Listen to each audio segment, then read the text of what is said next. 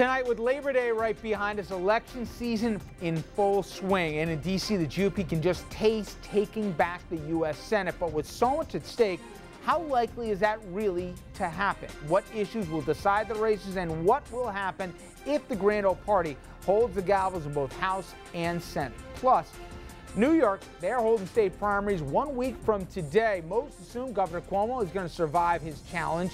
I think it's a safe bet. But what about his running mate, Kathy Hochul? And in New Jersey, the Revel Casino, it shuts its doors in AC just 2 days after the Showboat did the same.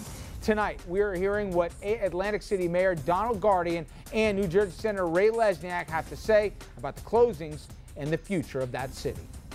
Good evening, everybody. Welcome to RFL. I am Richard French. Thank you so much for joining us this evening. And we start tonight in Atlantic City, where yet another casino shuts its doors. The Revel, well, it was dubbed by Governor Christie here as a game changer. And after $2.5 billion nearly spent on it, they shut doors just 2 years after they opened. And if you want a frame of reference, 4 of Atlantic City's 12 casinos will have closed just since last year. Icons being shuttered as an American tourism mecca crumbles. 3 popular Atlantic City casinos cashing out and closing their doors after months of financial struggles. It's a sad day down here in Atlantic City. Terrible. I'm very disappointed. It's a bummer. I hate to see it go. Sunday, the Showboat packed up their playing tables, followed by the $2.4 billion Revel Casino, just 2 years old, and finally, the Trump Plaza in 2 weeks' time. These closures expected to leave nearly 25% of the city's workforce jobless. I have family members that actually have been working for the Trump for over 30 years, and she doesn't know what she's going to do. A lot of bills, family, cars, wives, houses, children. It's scary. It's a scary time for my family and I. The city, embedded in American culture, glamorized in shows like Boardwalk Empire, Atlantic City was built for good time, has been on the decline. Since 2006, casinos have lost nearly $3 billion in annual revenue. Now, just 8 casinos remain in what had been the East Coast gambling capital for decades. We've come down here every single year for years. My grandparents going to the casinos, it's something that they look forward to every year. I don't know what they're going to do. This afternoon, I spoke with Atlantic City Mayor Donald Guardian about the future of his city and the economic impact that these casino closures may have. Here's some of what he had to say. You know, we've spoken to folks in your area, and the emotions seem to range from sadness to folks being downright scared. Give an idea of some of the conversations you've had with the thousands of families who really wonder what the future now holds. Certainly. You know, Atlantic City put all its eggs in one basket, and as long as we were in monopoly of gaming on the East Coast, there were no other issues. It paid out taxes, it gave us good-paying jobs, but we didn't prepare for the end of that monopoly that started 5 years ago.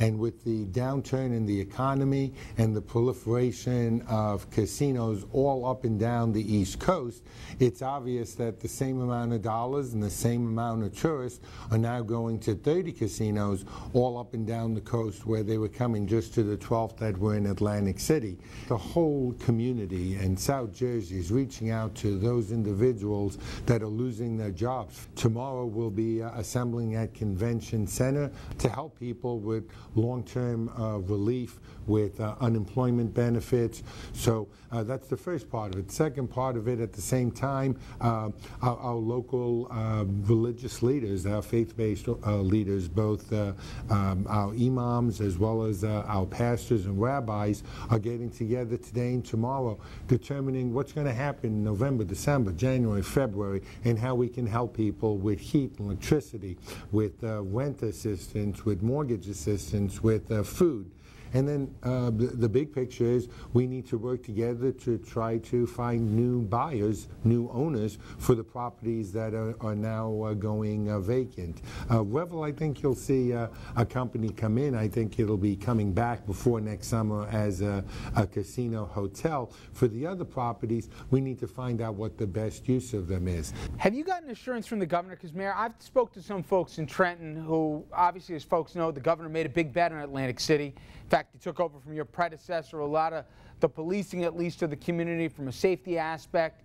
But the ACA, they took money that used to be in the horse racing. This is a little inside baseball for our audience, but they put it towards the casinos in Atlantic City.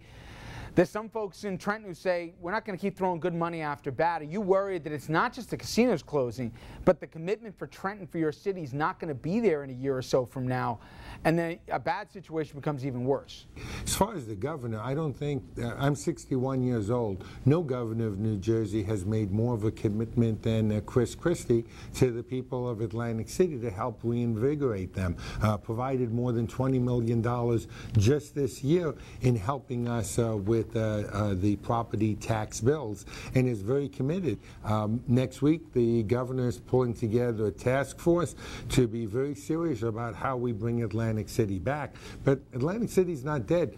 There was one constituent, though, who said to us, hey, we've seen tough times before here, but not like this, not all at once. You feel the same way that, yeah, you've had challenges before in the city, but it's almost like a concentration of events here that make a tough job that much harder right now?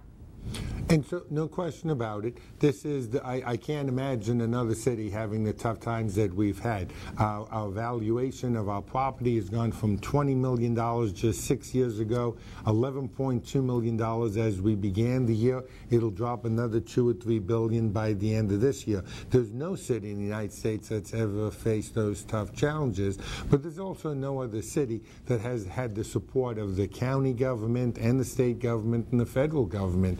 And so now is the time that we're all working together. And I think because this all happened at once, we're going to be getting a whole lot more support than we normally would have if this took 4 or 5 years to happen. So 4 or 5 years, it would have drained us slowly. Now we're all on the same boat. We know that there's a point of transition in our city. We know that we need to be a lot more than just gambling. We need to bring non-casino gambling back. We need to reinvigorate ourselves as a convention destination, and we have to bring those activities and those businesses that have nothing to do with tourism.